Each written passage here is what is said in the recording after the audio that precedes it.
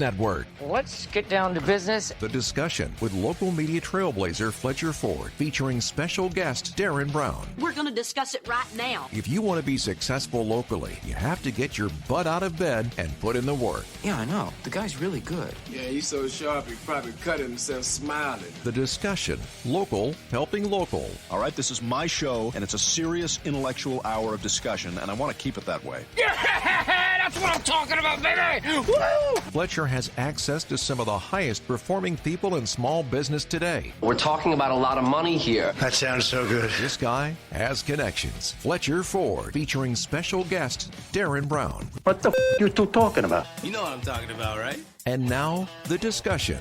We're sitting with Josh Jackson from Country Financial. Josh, how you doing today? Good. Thanks for having me. Wonderful. God, this seems so weird because it seems like we were just here yesterday talking about insurance. It's because we were, and then the power went out. We were? Yeah, we forgot about that, huh?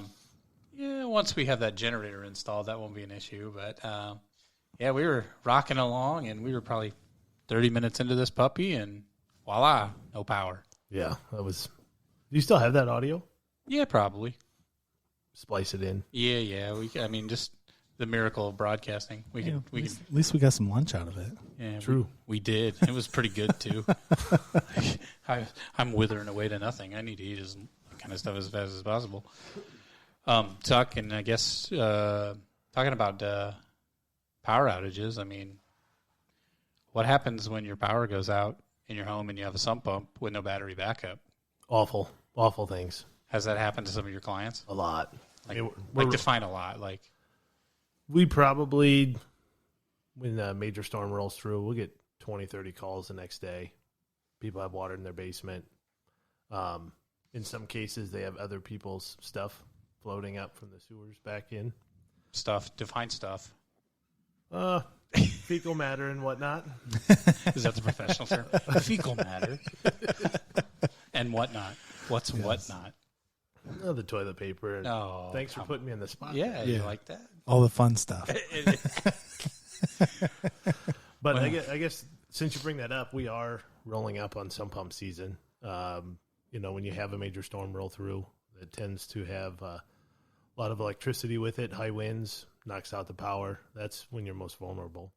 Yeah, something that happened with us, and I don't know if you've ever had a client that this happened to, but we had a septic system, and all of the water runoff in the water table was really, really high when all the snow was melting, and all of a sudden our septic was getting backed up, every 24 to 48 hours, which was unheard of. But when I was talking to the people that actually do it, they said they literally had hundreds of calls in a few hour span where people are in the septic world have the same issue. Mm-hmm. So how does that coverage work? So, like, if I have a septic tank versus a city water or sewer, is that different coverages, or how does that work? Same endorsement would cover both. Oh, okay. Whether it's a septic or sump pump. The basic policy issued in our states have an exclusion for surface water. And unfortunately, the septic and sewer would be classified as surface water once it exits your home. So if that backs up into the house, you need to buy that coverage back. Most major carriers offer that coverage to be purchased back. Whether it's how they code it's all different. Sump pump, sewer backup, combo of the two. But that coverage would be available to purchase back and get coverage in that situation. So basically what you're saying is if we don't do that as clients, we're pretty much in a pretty crappy situation. Correct. No pun intended. I'm trying to make Josh smile a little bit. He looks so serious, He's Mr. Insurance. That's the insurance world. Got to be serious. Oh, be glad you're not in our business because there's no seriousness about it. Or make sure I don't say anything that's going to go to OGC. Yeah. OGC, is that like the insurance mafia or something? OG? No, that'd be our attorneys that oversee everything we do. Oh, so are they the mob? Like the attorneys mob? Pretty much. They're out of Chicago, I think. So have you ever gotten in one of those phone calls from them? To date, no. I always try to stay outside of the gray area. Well, if we can accomplish anything during this podcast, let's make that happen for you.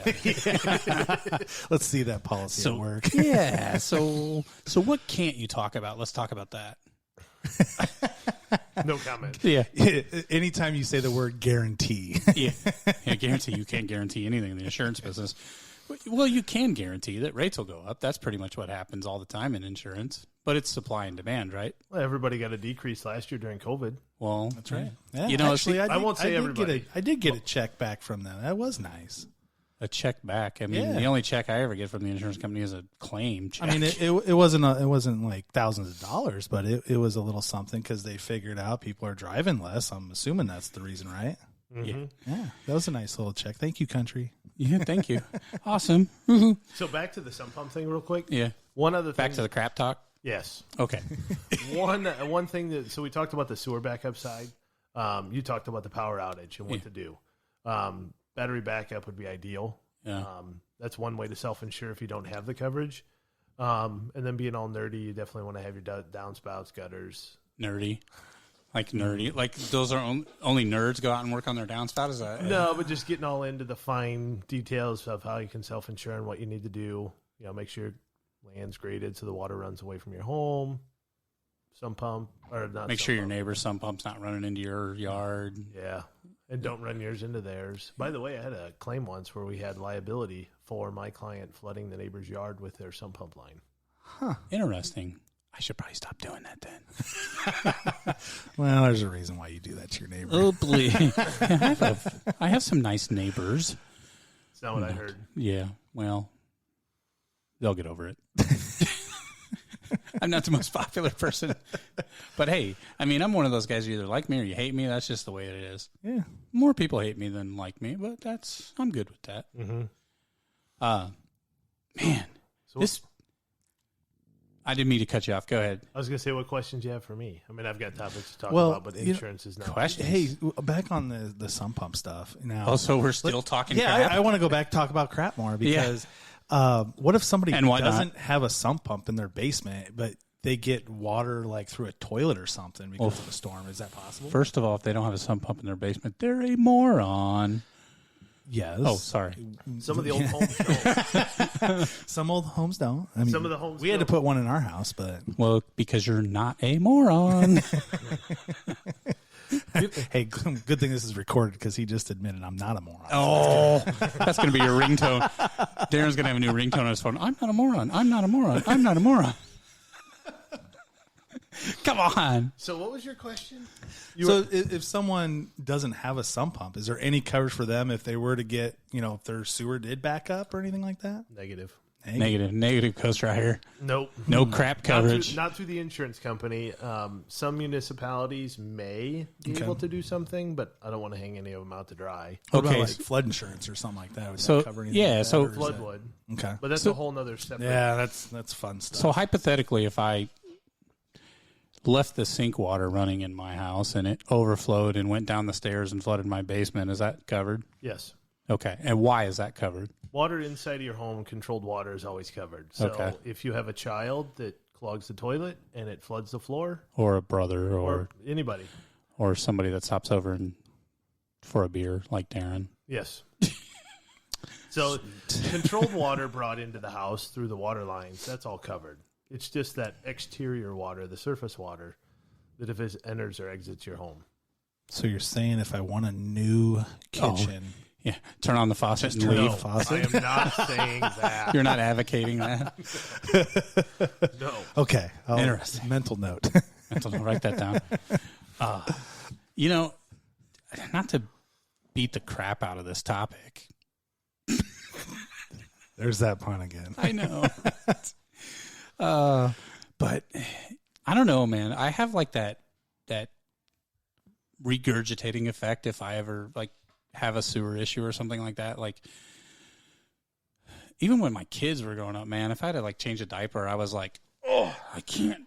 You know, I mean, like I would close the door to the room and stick my hand through and stuff to try to like change it. Yeah, it wasn't for me. So like for people that are like me, sissies,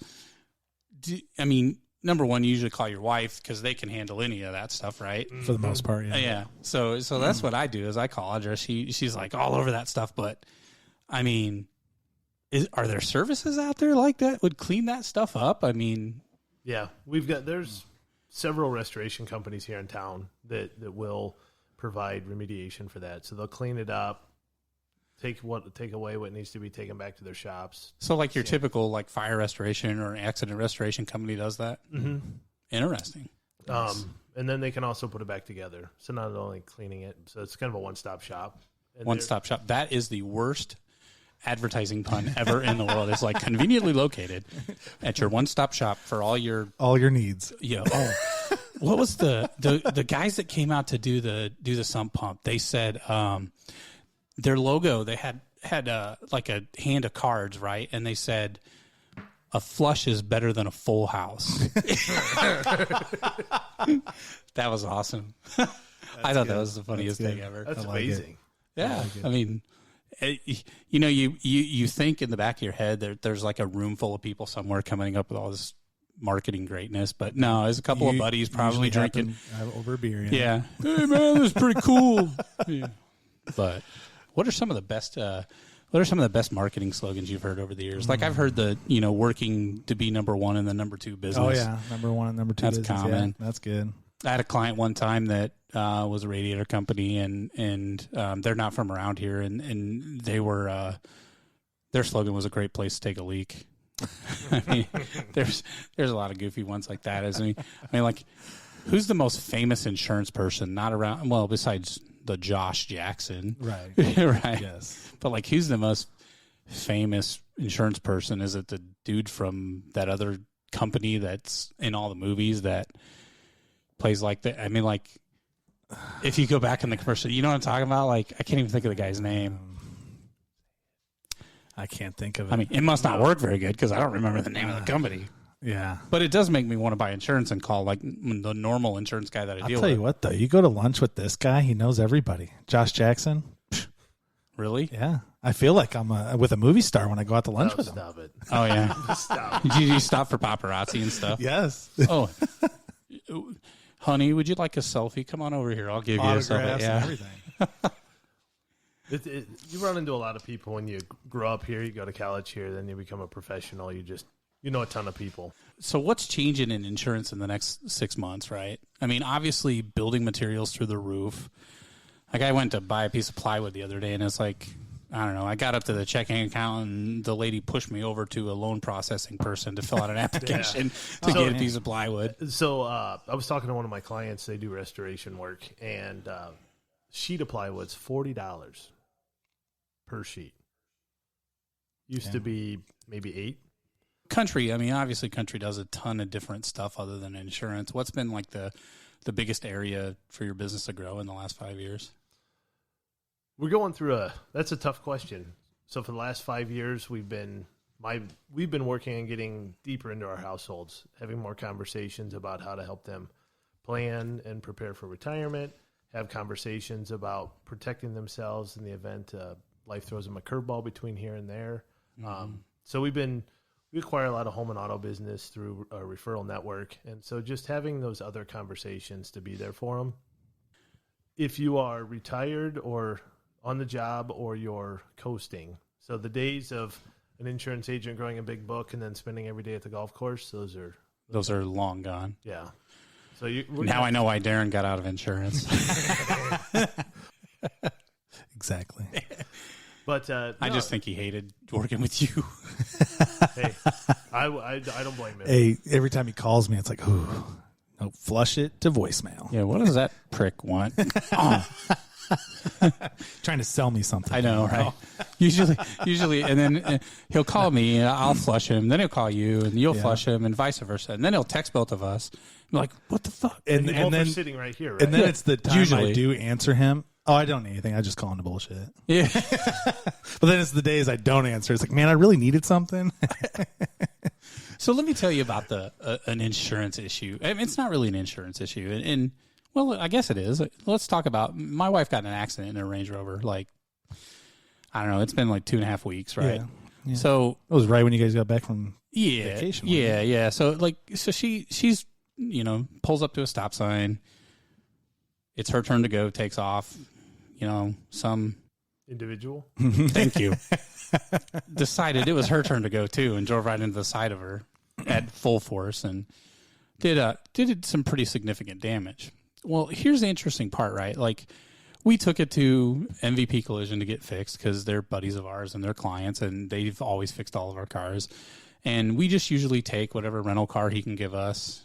No big deal. Obviously he's not a Range Rover dealership, so he's not going to give us some high-end car. Right. The other insurance company, and I'm going to leave their name out of it just because, but I think they probably called my wife at least half a dozen times saying, we need to get you out of your rental car. We need to get you out of your rental car because, it's taking too long to fix your vehicle. Well, it's taking a while to fix a vehicle because parts are on back order, because it's a specialty vehicle.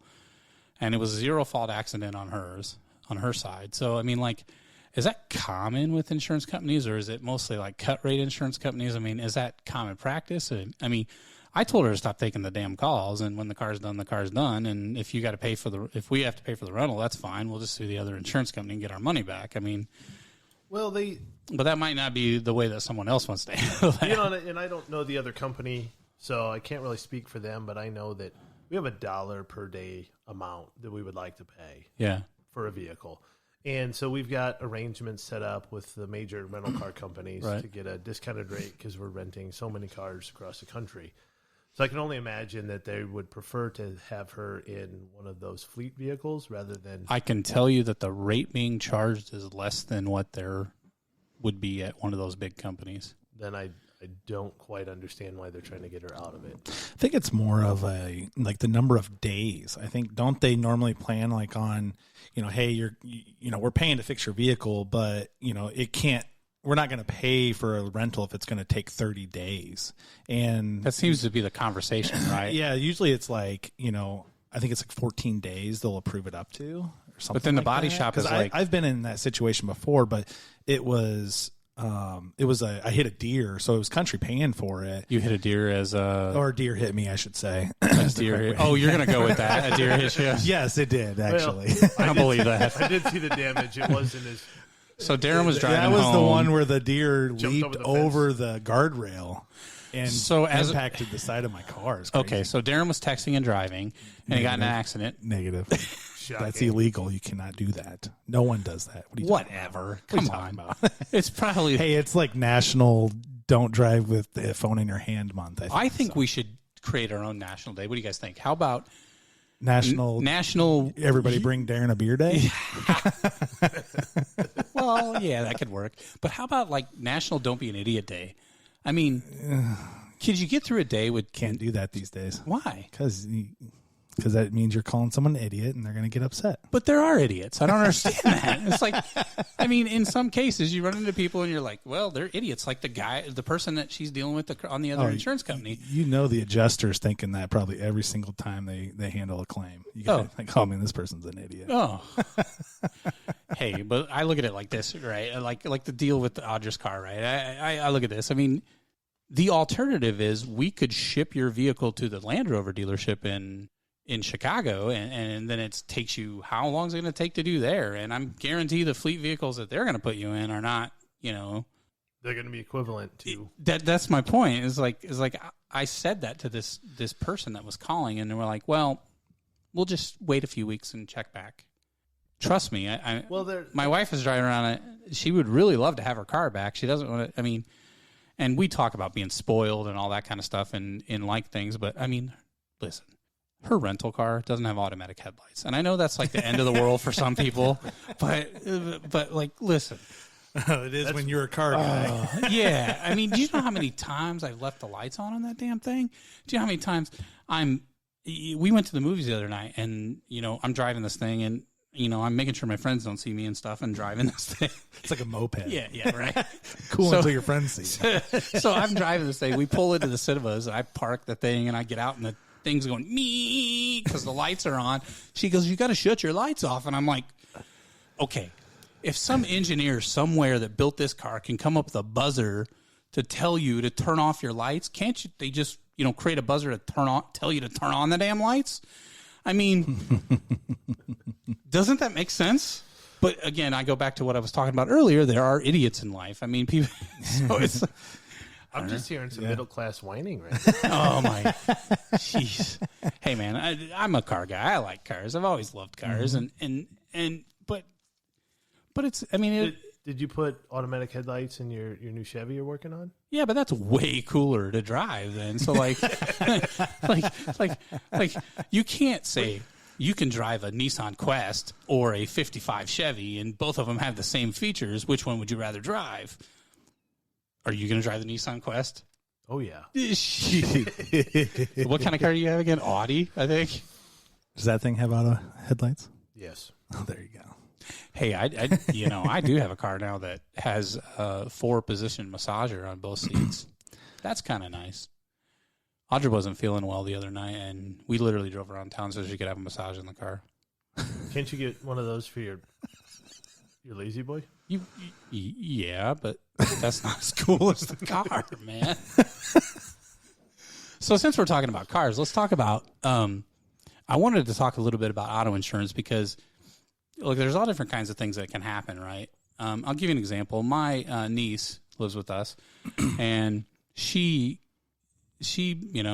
typical teenage thing, backing out of the driveway, which I'm one of those guys that can't stand it when kids park in the driveway, so I'm like, already you got one strike because you parked in the driveway. But, she backs out of the driveway, boom, runs into my son's car, does a significant amount of damage to his car, pretty much totals his car out. Her car, she says, oh, just a scratch. Well, yeah, just a scratch. Anyways, obviously both cars are on my policy, so the first thing I did was bring both of them together and say, you two guys need to work this out because I'm not turning this in on insurance because the same insurance company is not going to pay for you guys, right?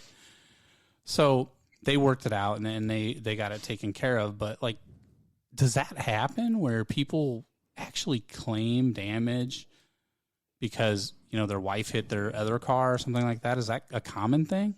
It happens more often than you'd believe. Seriously? Yes. Especially with youth. That kind of, youth drivers are inexperienced. Idiots. Well, no, I'm kidding. There are some good. Well, we all learn by experiences, right? Yeah. So, depending on a lot of factors, there's a possibility you could have coverage. Needing to know more, like whether or not they're both fully covered. If it needs liability only, that can all impact whether or not the claim's paid out. Mm-hmm. But there's a possibility that those would have been covered. Yeah. But it also goes back to, depending on how much damage, do you justify deductibles and all that jazz, right? Deductibles, raised premium, all that comes into play when you go to turn it in. So when you go through a rate increase, and in typical insurance words, I guess, is when you go through like a rate increase, what are some of the factors? Obviously, they're looking at claim history and some of those things, but like, let's say I'm a policyholder and, I've had some claims, I would obviously expect my insurance rates to somewhat go up, right? I mean, that's just common knowledge, right? But if I've never had claims, but there's been not a secret that there's been, ice damming and all this stuff that happened last year, and there was a hurricane in Florida and building costs are outrageous. Doesn't that kind of like would I expect what does the insurance company do to try to figure out how those rates are increased? Is it just supply and demand, or how does that work? Well, from the most basic standpoint, insurance is a pooling of risk. Everybody's premium goes into a coffee cup. Claims, drinks out of the coffee cup. If the coffee cup runs empty, company goes bankrupt. Yeah. So there are number crunchers down at home office. Their job is to make sure the coffee cup stays full, but not too full. Okay. If it gets too full, the Department of Insurance doesn't like that. So it's regulated somewhere. Correct. It's very regulated. Okay. So whenever they apply for a rate increase, they have to run it by the state. The state has to approve it based on the financials. And, I did not know that. So really, we could blame the state of Illinois. I don't know. Let's not talk about that. But as far as Governor Pritzker. as Sorry, far I was as- clearing my throat. My bad. As far as insurance goes, there's a lot of things going against our home. When I say our, I mean the industry, like just the insurance industry in general. Home policies are running up against a wall right now in regards to roof claims. I love how you say roof. Roof Claims. Roof fire. The roof. Hey man, did you get the roof covered? Okay. Note to self: enunciate better. Yeah. Roof. But anyways, frequency. There are far more claims now. Back in the day, I think there's been a shift. Mm-hmm. A lot of the blogs I'm reading, everybody's seeing it. There's been a shift in clients filing claims where they wouldn't have in the past. I think about my parents, for example. Yeah. They would have never filed a claim unless they saw shingles on the ground or water spots in their ceiling. Right. And now you've got, we had contractors descend upon us in April, and they stayed all the way through the August storm. Yeah. And they That's a big business now. I mean, storm recovery, that's all it's about. It's a sales business more than anything now. It is. And so, I see, this is my opinion, there could be a shift in how the roofs are covered in the future. It may not look the same 5 years from now as what it is today. I think it's a combination of that, but I also think it's a combination of, the homeowner's generation changing. And, you mentioned your parents. Like, I'll talk about, like, me. Like, I wouldn't turn in a claim if, I could fix something in a Saturday afternoon. I just wouldn't do it. Mm-hmm. But I know how to fix it, right? Like, I grew up in that life, and, I know how to fix stuff. But I know people, that are 10, 15 years younger than me. That just made me sound really old. Yes. But I know people that are 5 to 10 years older than me. Yeah. So, like, I know, and they don't know how to do those tasks. So, they have no choice but to turn it into an insurance company and call a contractor and go through that.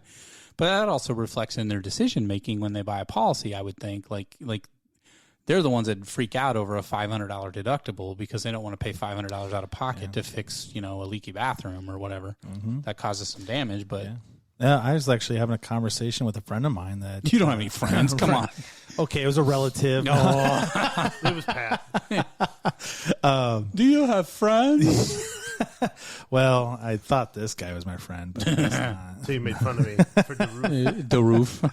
No, they were actually talking about these roofing contractors are getting paid by the insurance companies, and not necessarily country. I don't know if they do it or not, but during the winter, they're going out with roof rakes and pulling snow off roofs, and they're actually claiming these under the insurance policies. Yeah, it's probably a lot cheaper than putting a new roof on. Well, I've never seen. I don't know if country's doing that or not, but it's. I've seen roof it's turning into a bigger business, and I guess it's really popular up in like the Chicago area.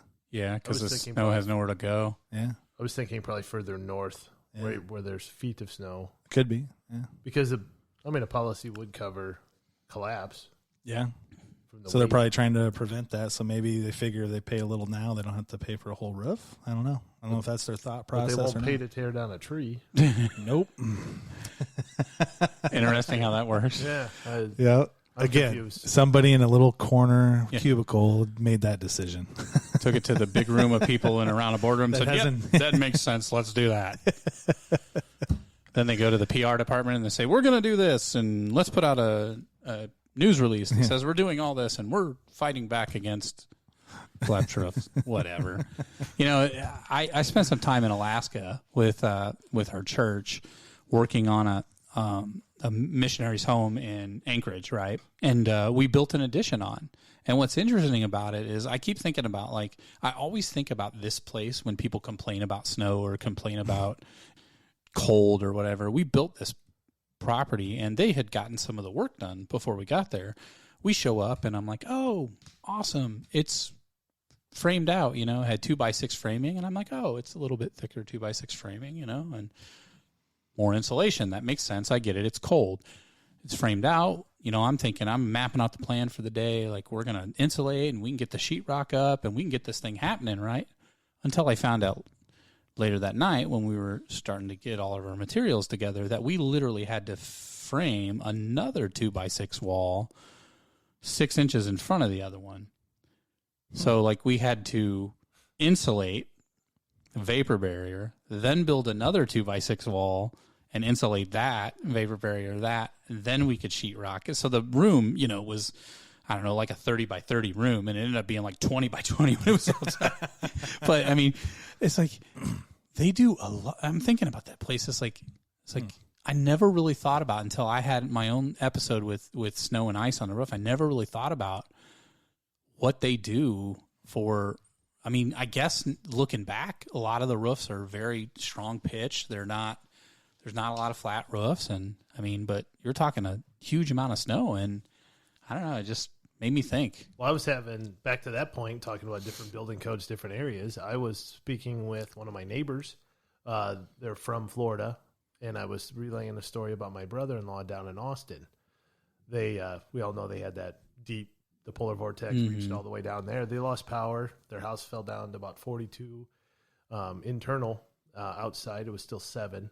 So he was freaking out. They had no water. The water was out. The power was out. He was worried about his pipes freezing and bursting. So the home guy in me kicked in and was like, find your water shut off. You need to know where that's at. They don't put it inside the house down there. It's out on the curb. Yeah, it's probably frozen. He was able to get it thawed. Yeah. But yeah, it was out on the curb. And so luckily for him, so that's something everybody needs to know. But up here, we have all our water shutoffs inside. Yeah. In case we need to get it, because the likelihood of a pipe freezing and bursting is high. Probably one of the best lessons that I've ever, and it was a costly lesson. I mean, we went away on vacation one time, and, I didn't shut off my water. I didn't think anything of it, and just got on vacation, came back, and I came home, and like, man, there's a lot of moisture in the house. I don't know what's going on. Well, the little water line on the fridge busted and just spewed water for like almost a week while we were gone. And at the time, I mean, we had that, laminate floor or whatever that everybody was doing. Everybody thought it was the newest, coolest thing, but it was literally a cardboard box. Looked like it doesn't like water. Not even a little bit. So it had to swell up and buckle. Oh, it was bad. I mean, it was just horrible. So, I mean, that's what I walked into. But I tell you what, man, if I take a vacation anywhere, the first thing I do is go open up my faucets and shut off my water. I mean, I'm never doing that again. No. That happened the day before Thanksgiving one year. Wow. You look so intrigued by that. I know, right? Like I don't have any better stories about insurance. No, that's it, man. So I guess help me understand this, Josh. One of the things a broadcasting friend of mine had said the other day, I was on a call and like a Zoom conference, and I was talking to him, and one of the things that he brought up was, with the cost of building material right now, if you're a cheap ass on insurance and you've underinsured most of your properties, that could come back and bite you in the butt, which is what happened to them. So they had a loss where, they had a fire, and it was in the middle of all this with the building materials being 4 or 5 times the amount. And they had some kind of stated value or something, and they couldn't rebuild for what they were talking about. Correct. So, I mean, is that how are you handling that with clients now? I mean, is that something that... Well, so our job is to always try to be the best in regards to answering calls, returning voicemails, but most importantly, offering appropriate coverages. So, as Darren can speak to as well, our policies have inflation protection on them. So most of our policies, if you're a new home, you could have your entire house rebuilt regardless of what we have it insured for. No ceiling.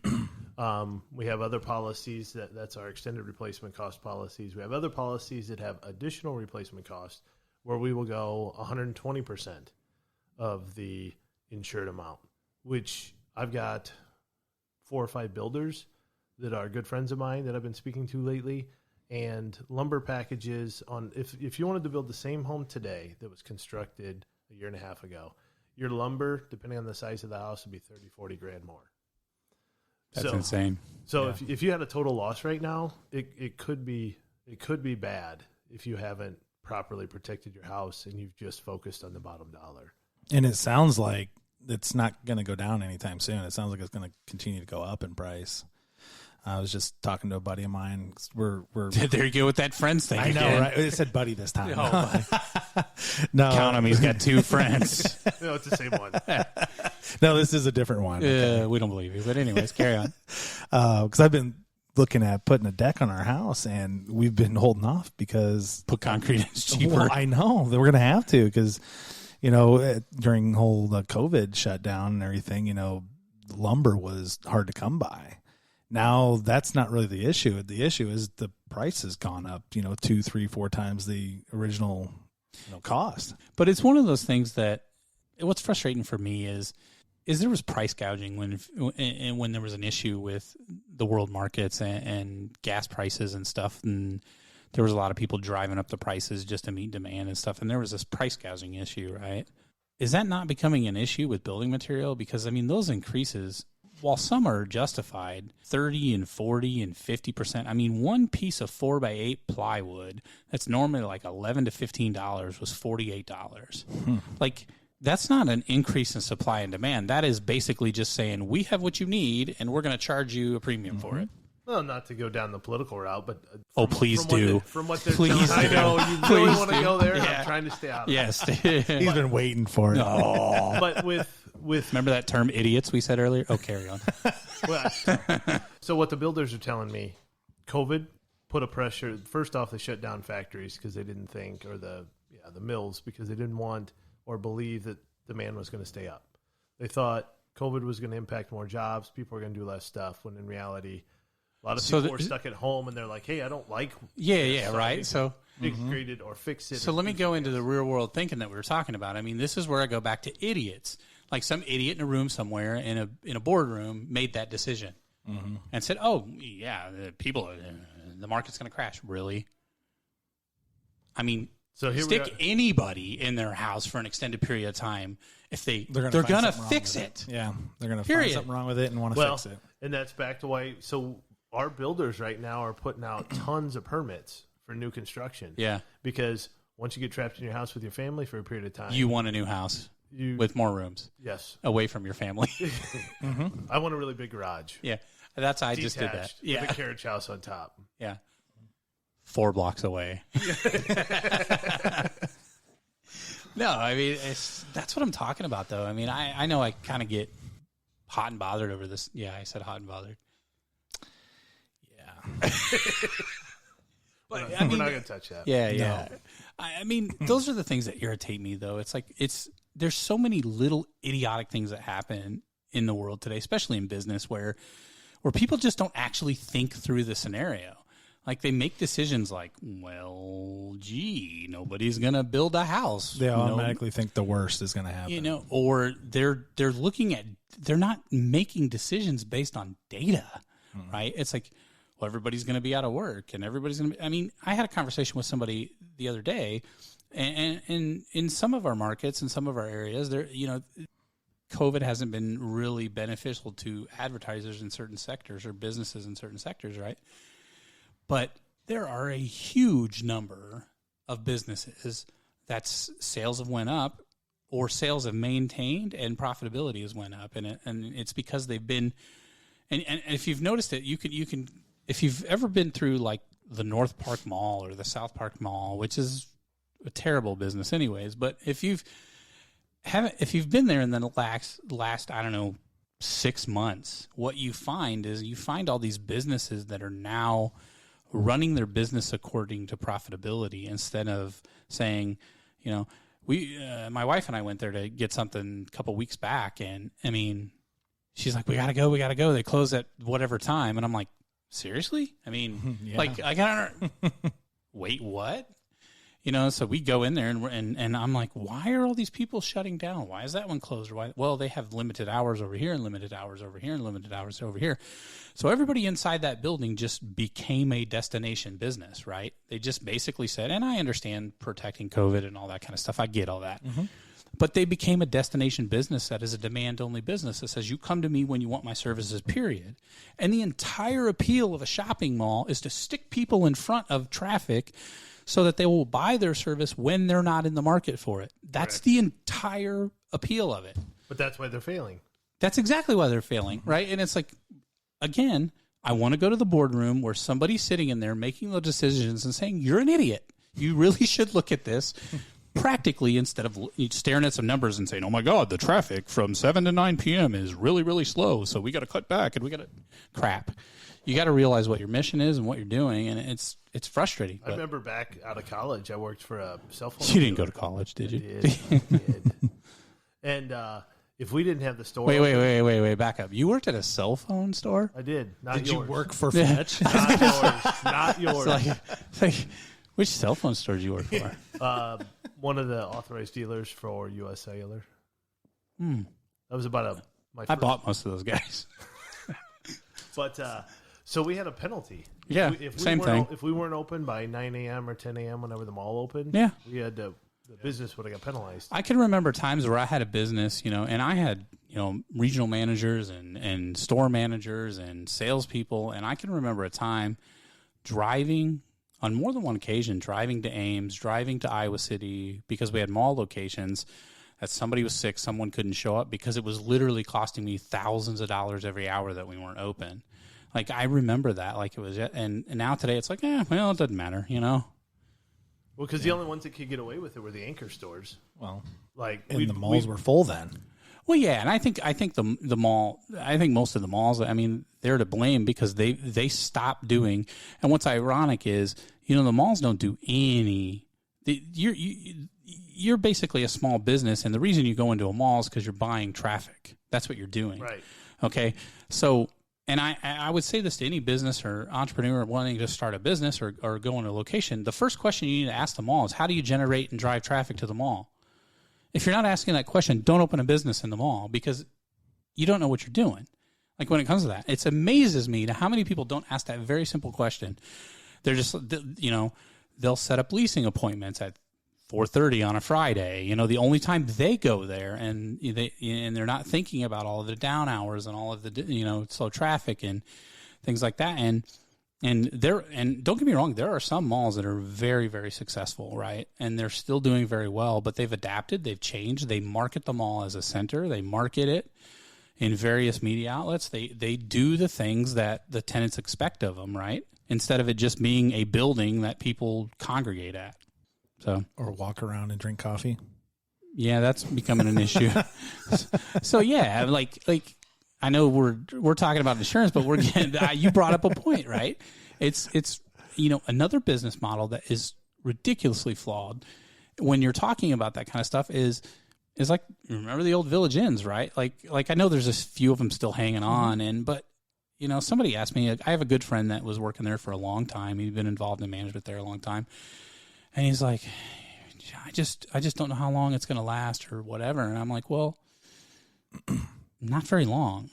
And the reason is because they're trying to be reactive to a situation, and environments change so fast.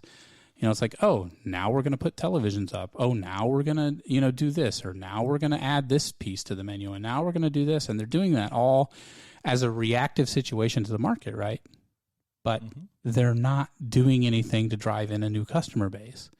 Like, it's like, hey, we changed all these menu items. We have this different look, and we have all this, but our marketing plan sucks. We're still going to advertise the same way we've always done it. We're not going to go after new people. We're not going to do different mediums, do different things, stuff like that. But like, that's the thing that intrigues me about the insurance business, right? And look, obviously there's no secret. There's no shortage of insurance people, right? I mean, they're everywhere. You guys are like friggin' maggots, dude. You just step them on. No, I'm kidding. No, I'm kidding. Awesome. I'm kidding. But no, I mean, not you, the other ones. Yeah, no. But I mean, that's the thing is, like, in order to be successful, and you've got to be completely different. You've got to market different. You got to do things different. You can't be the same every day, Joe. You got to tell people how you're different. And I mean, I know there's things that Country does that definitely separates you guys from the other insurance companies. But if you're not telling people, then how are they going to know, right? Right. So that's why we do what we do, and you do what you do, and we tell people about what you're doing. There's numerous things in my head right now that I could bring up. So here's what I'm going to do. Fire up your notes app and Yeah. start putting them down for me. Yeah, tell him how to run his business. No, we do. No, he does a pretty good job. Yeah. But as far as like for us, you don't see us advertise in here in Illinois, unless you're in Chicago. We're sitting in Iowa, dude. Well, we could throw a we could throw a golf club to the river. But but my point is, Wait, hold on. I know you can throw a golf club. I know you can throw a golf club to the river. I've seen it. I've seen it. Debbie might hear this. Don't do that. She heard he has. Yeah, we're streaming it live to her. But no, we don't advertise a ton. So a lot of our business is through word of mouth, through small events like doing things like this, farmers markets, etc. You'll see us at big markets: Chicago, Kansas City, St. Louis, Seattle. Do you feel like marketing in big cities is more of a defense mechanism than a proactive approach? Well, why do you think that the big competitors do it so much? The brand recognition's already there. Right. They're just trying to protect what they have from exiting to the other players. Right. So in a local market, obviously that's just as important. I mean, because any business owner could just take their business. The next person that it's so relationship driven, right? So like if I'm your client and I meet somebody and they just happen to be an insurance person and we end up in great friendship or something like that, it isn't going to take long for them to drag business away, right? Like that's just the nature of the game. But that's why you can't be complacent either. Right. You still need to be active. You still need to be out seeing people, talking to them, whether they're your client or your prospect. So you're basically changing kind of like when you think of like insurance guys back in the day, I mean, they were just same people just sitting there, and your parents would say, yeah, go to so-and-so. They've been doing insurance forever, and you'd put it on and you just buy it from there because that's where your parents would do it. Mm-hmm. It amazes me that people still operate that way, but yeah, it's a lot of failing people, them quickly, right? Yeah, especially the millennials. You said the millennials? Millennials, yes. What define millennial? Not me. Yeah. Well, that's obvious, dude. Look at the top of your head. It's a little bald, but yeah. No, like they're just more of, they don't want that contact, and I'm sure you probably see that a little bit. Like they would rather try to do things by email, through an app. But they'll still buy. They'll still from buy. a person. Yeah. The other aspect is they're the generation that wants it now. Mm-hmm. So they want the answer when they call or shortly thereafter. So that's where we've launched a texting platform so we can get back to people. We've launched, on top of email, Facebook message, and the 47 other ways you can get a hold of me. But as I mentor other new reps in the company, some of the things that I express to them is you got to do the things that the other people can't or aren't willing to do. Mm-hmm. And so the email is attached to my phone, Facebook message. There's like 4 different ways a client can get a hold of me and not even have my cell phone number and still be able to reach me on a Saturday if they need it. Mm-hmm. So if I'm not there, somebody else will be. So you have a team of people, obviously, that work with you. I mean, you're not just super country man out there just doing it all by yourself. No, I've got staff back at the office because if someone called me right now, I need to be able to help them out. Yeah. And if it's not or somebody from your company correct. needs to be able to help them out. Someone out of my office needs to be able to assist them. And if by chance we're busy, we've paired ourselves with a great company that's got an excellent customer service center that can help handle 85% of a client's needs when they call in. One of the issues with insurance that I had in the past, and it's one of the reasons I went with you, is, I obviously I had a claim from the previous company that I had, and it was just the process was totally unprofessional, and it makes me think. And I guess there's no really an easy way to explain it. When I'm going to say unprofessional, obviously, but it was just. I don't know. I called in a claim. I said, this is what happened. We need to get this taken care of. I called their 800 number, and I felt like I was talking to somebody that was sitting in his garage, It might have been, too, and if they were within the last year. Yeah. And they're like, we'll see. Do you know what your deductible is? Dude, I don't know what my deductible is. Aren't you the insurance company? Can't you just look up my policy and tell me, right? Should be able to. You would think, right? So, I'll get back to you later. no call. And I'm a busy guy, right? So like I didn't even think to follow back up, and a week went by and a check shows up in the mail in a handwritten envelope. And hey, great, be personalized and all that kind of stuff. But it's like, I literally felt like somebody just didn't want me to question what they were doing, and they just sent me money, and that was it. Like, it was, I was, some people might like that, but that worried me. That worried me to the point to where, like, if something major happens, I wonder if they can actually cover the losses, right? Like our claim side, you've been through a claim. You've been through a claim. I've had a claim. Damn. I had one too. I said, oh, did you? Mm-hmm. Oh, tell us. It wasn't as major as yours. Oh. Well, we have a new roof now. I didn't get a new roof. Oh. Did you fix it at least? Yes. Was it an insurance claim? Yes. I'm wondering why you just didn't fix it yourself, you cheap ass. Oh, because it involves some new gutter work. I can't do gutter work. Sound a little bit like, oh, I'm a crybaby. No, I can't do that sounds like, hey, I got to go rent a piece of equipment to bend some gutters, and I'm about to do that. Oh, okay. So I cut you off, or we cut you off. He started talking crap, and that's all right. So it's not the first time. We're good. You just wanted to say ice dam. Yeah, one more damn time. ice dam. Yeah. Damn ice dam. But as far as, like on the claim side, that's another reason why I chose to partner with Country 12 years ago. They've got an excellent claim service. Holy cow, hold on. You've been there for 12 years? This is the 12th. Wow. So what are you, like 58? 39. 59? Well, the hairline might show I'm a little older. But Wait, you're what? 39. Holy crap, dude. I'm the oldest one at this table. I know. Yeah. I'll be 38 tomorrow. Oh, I quit. I should be on a beach somewhere. But no, 9 out of the last 10 years, we've had the highest ratio of, lowest ratio of complaints per claim.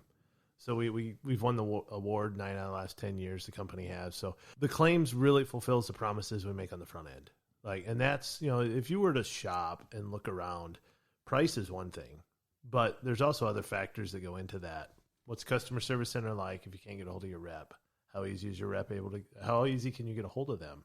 And then what's the claims like? Because you could pay cheap insurance and then have a horrendous claim experience or not get what's owed and have to fight for it. That's not how the industry is. Yeah. That's the anomaly. Yeah, they're paying. I mean, essentially, you're paying for advocacy, right? I mean, that's what.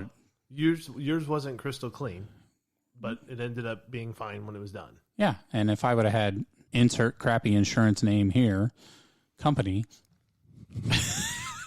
it would have worked out really well. What if you don't have a rep? What if you bought it directly from the company? Which is common. Correct. Which is my daughter has Progressive insurance. So there's nobody to advocate for her, and every time she has to call into customer service, she has to retell her story because she's talking to a different person. Yeah. Mm-hmm. And that's where the term idiot comes back into this conversation again. That's going to be your go-to. Yeah, I know. Idiot. We should change the podcast. Yeah. Who's an idiot this week? Well, we can make that work. We could. Idiot. Well, there's one other thing I wanted to touch on before we wrapped up here. I wanted to touch on, we had been talking a little bit about, I know we kind of touched on cars and stuff like that, and we've been talking about claims on cars. And what are some of the things to look out for when you have a really nice car, or it's just not a typical car? I mean, I've had situations, and I'll use a friend of mine example, and yes, I have friends too. You sure? It's really a family member. Or is it a Facebook friend? Because they're all best friends on Facebook. I have a lot of those. Yeah. Everybody's got friends on Facebook. Oh, yes, they do. If you have a nice car, right, like, and this particular friend has the state minimums for his insurance because he's a cheap ass, won't spend the money on it. He's like, look, I can adjust these down to $20,000 on my app, and my premium goes down $9 every 6 months. Right, okay. I mean, that's, I'm not exaggerating. That's the experience he's had, right? And to be honest, if I'm driving a $50,000 car and he's driving behind me, I'm worried. Mm-hmm. You should be. Because if he hits me, I'm screwed, right? Well, I'm not screwed because I'm covered, but... Always think worst case scenario. You're going to be covered because you have a car and your car is insured on a policy. Right. But he's going to have problems because if... So, like, what are some of the problems he'll have if he runs in... Because, I mean, well, you don't have enough coverage. Last time we talked about you didn't think there was going to be a time in your life where you were going to see a pickup truck that was how much money, right? $90,000 for an F-150. Yeah, I mean, so if I've got a $50,000 limit on my insurance and I run into the back of that F-150, well, what are state minimums? Let's use Illinois as an example. Illinois is $20.40, Iowa's $25.50. Explain that for the listeners here. Yeah, explain that for us in the cheap seats, because 2040 sounds like you can see really damn good. That's what it sounds like. No, actually, I don't know if that's even good vision. But. So no, 2040 is bodily injury limits that you pay to other people. With that, it's generally $20,000 for property damage as well. So what that means is Darren rear-ends you. You get a kink in your neck. All right. Darren drives into the back of my car. Correct. Let's be adults here. So Darren drives into the back of your vehicle. You get a whiplash. The back of your car's all messed up. And now, well, here, let's switch gears. I've got a client. Back in February, slid through a stop sign. Okay. Nice car? It was a 2019 RS5. Oh, Audi. Yes. Nice car. Very nice car. Slid through the intersection. Front end of his car got clipped. Was totaled out. Seriously? Correct. Clipped bad, or? I can show you the photos. Literally just right in front of the front tires, just kind of swiped the front end. Looked like maybe a $15,000, $20,000 fix, but it got to the subframe, motor. Oh, done. Ooh. Yeah. And so anyways.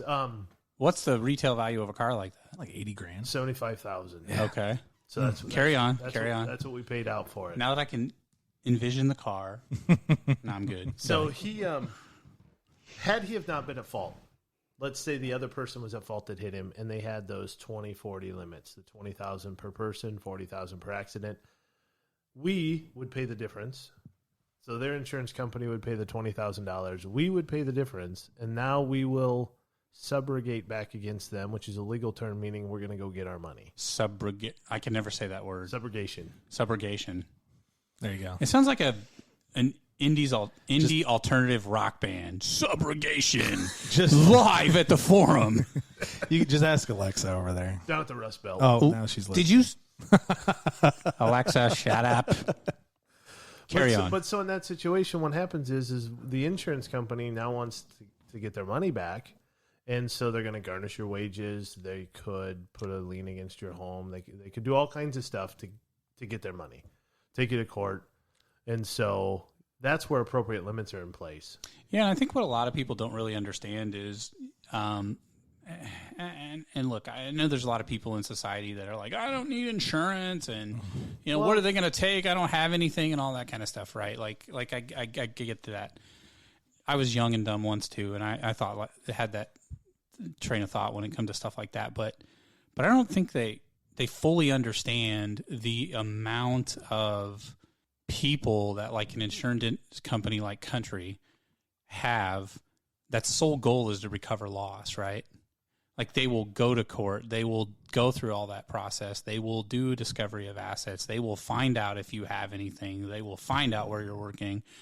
My kid's fiance or girlfriend or whatever, I mean, I don't think she went through that rough of a situation, but I do know that she went through, she had a car accident and she was underinsured, and she's paying a payment every month to the insurance company, and it's not cheap. I mean, it's like 50 or 60% of her income, and they're going to do it until they get their money back. Yeah, and if she stops paying them, she's going to be in trouble. Correct.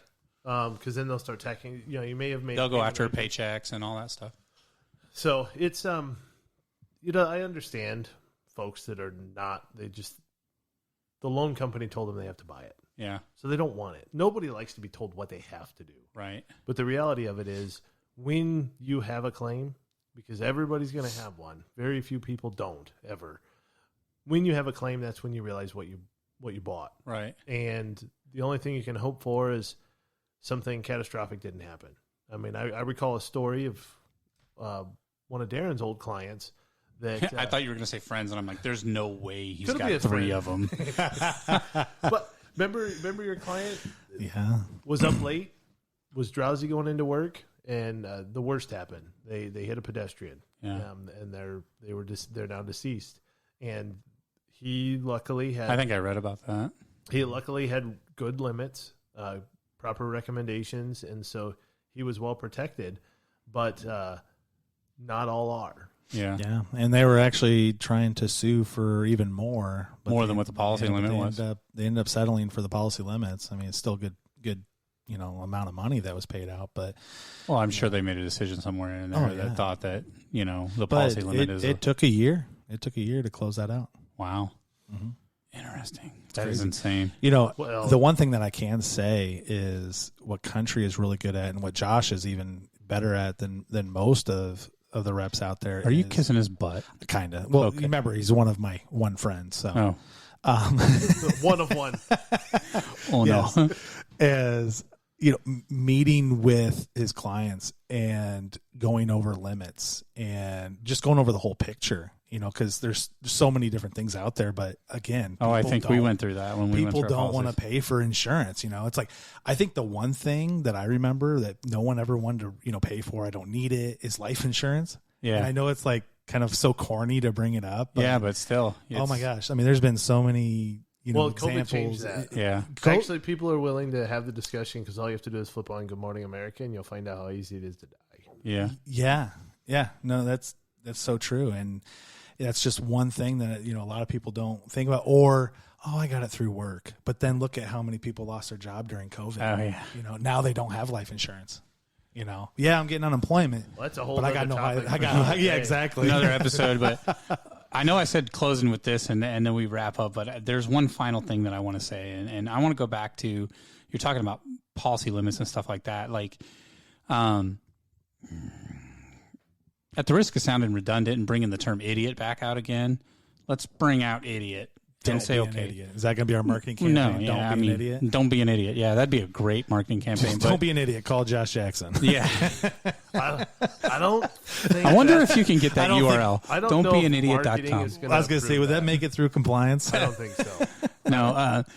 I guess here's a question that I want to ask. Okay, and I want to know at what point states intervene and fix this problem, right? Because this seems to me like it's a big problem.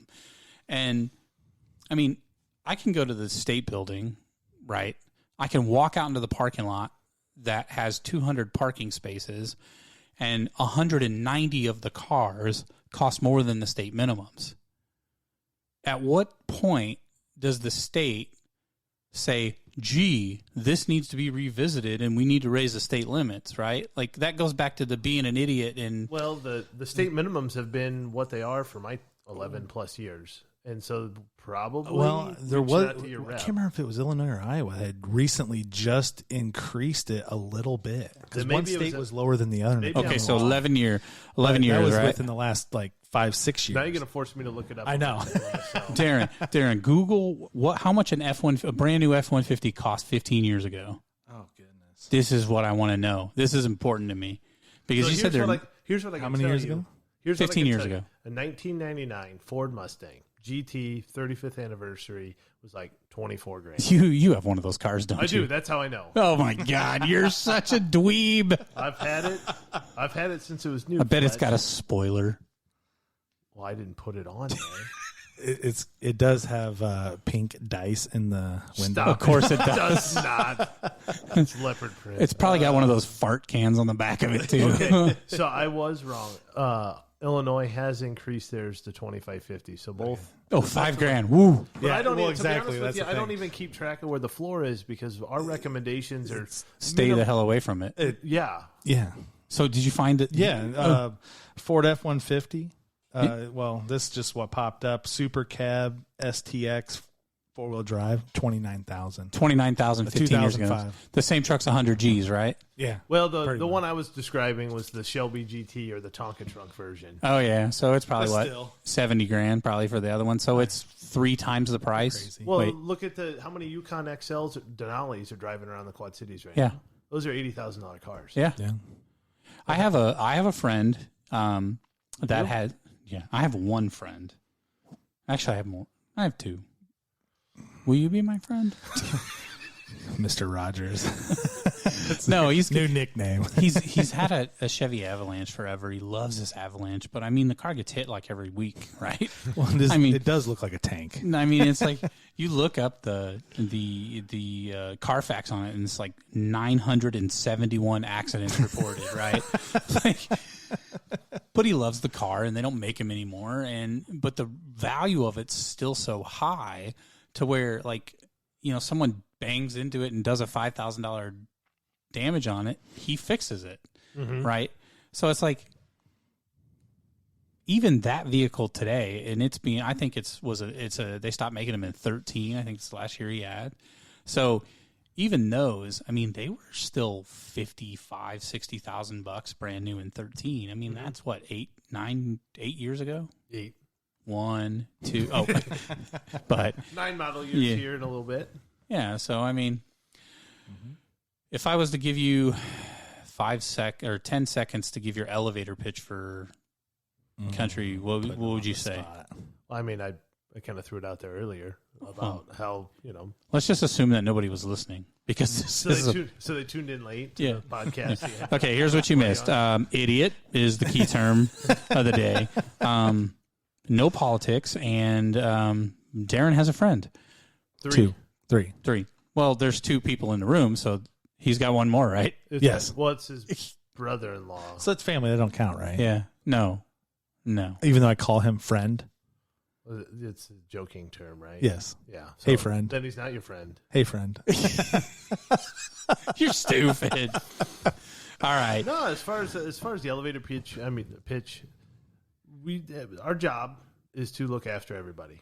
We want to have their best interests in mind, take care of them, make the proper recommendations. The premium falls where it falls, but ultimately we want to help people protect what they have today and plan for the future, and then protect against anything that the future may throw at them.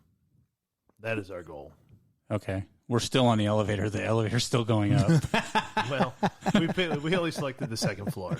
All right, Josh, thanks for joining us today. Have a good one. Appreciate you having me. Well, at least it didn't end like The Sopranos, where it just cut to black. Well, you know how they say the show must go on? Well, they weren't talking about this show. I think that's a 10. Let's go with a 10. That's all I'm going to say about it. Well, that's all there is to it. At the end of the day, though, loved every minute. The party is over. That's it? That's all you got? Now get the hell out of here.